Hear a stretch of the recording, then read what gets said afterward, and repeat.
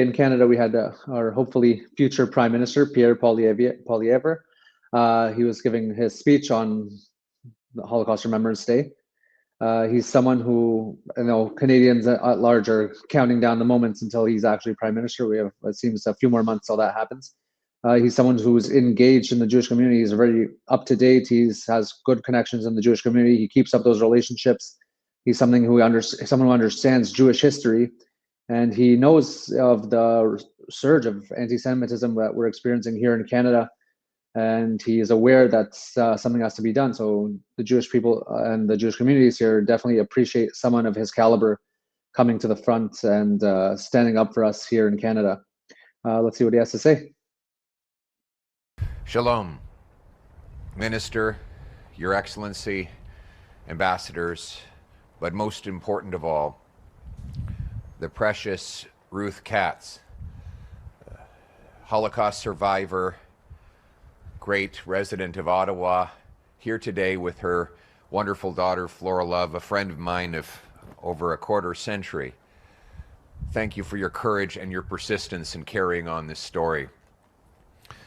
The 80th anniversary of the liberation of the prisoners in Auschwitz-Birkenau has a special and important meaning to me.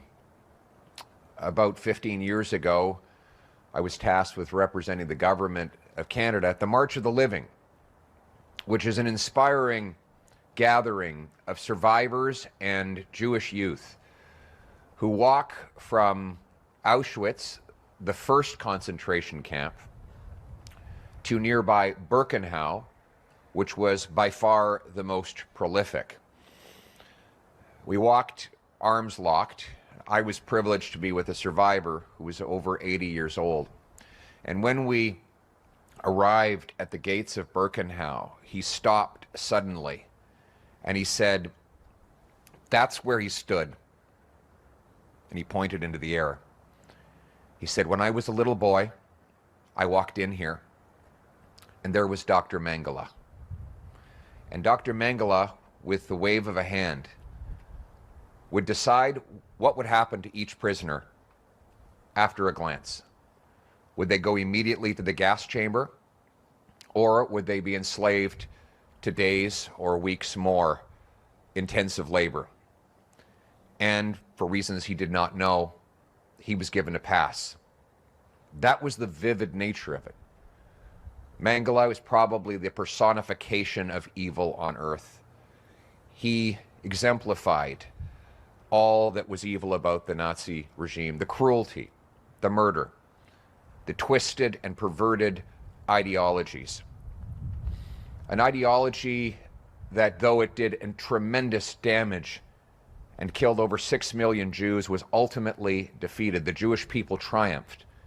As I noticed symbolically, when I looked around to see the beautiful stars of David flying on Israeli flags all through that march.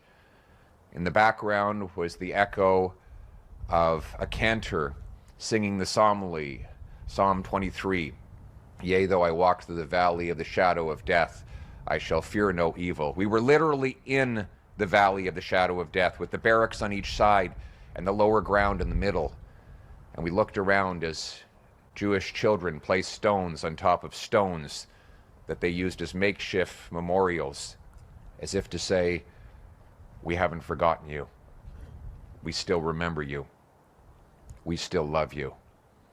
That is the triumph of the Jewish people, who then later gathered their numbers and gave rebirth to the great state of Israel. And now, in that state, the Jewish people are the only people I know of who speak the same language, worship the same faith, on the same land as they did 3,000 years ago. And that doesn't mean it's without difficulty.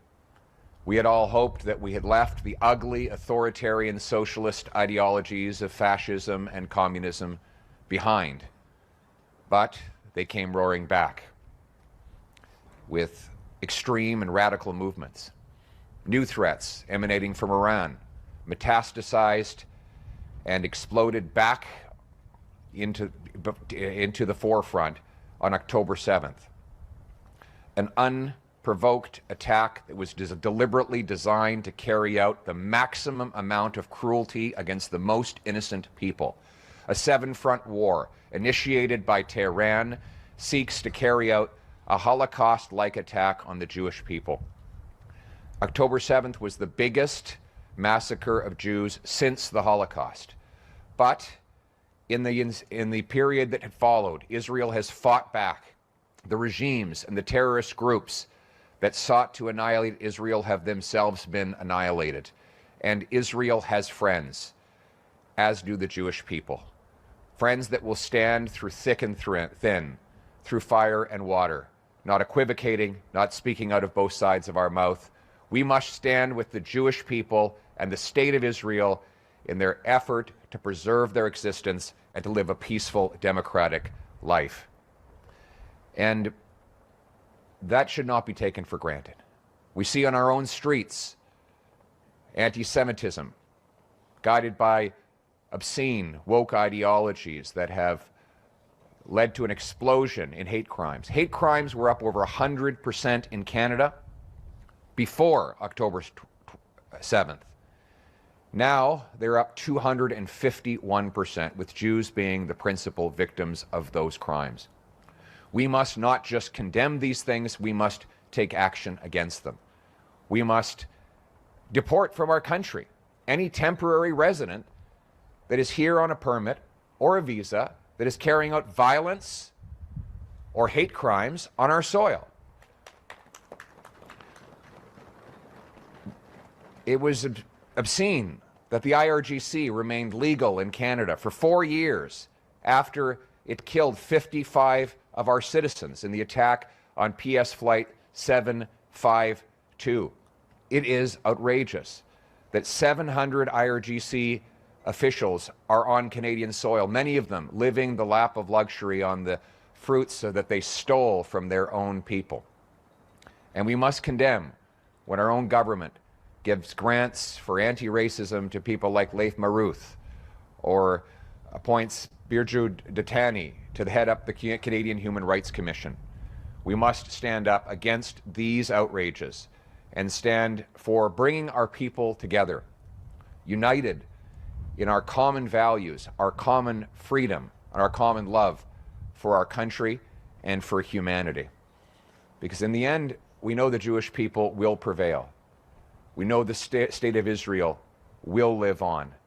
We as Canadians must live on as allies and friends, so that when we say never again, we mean it.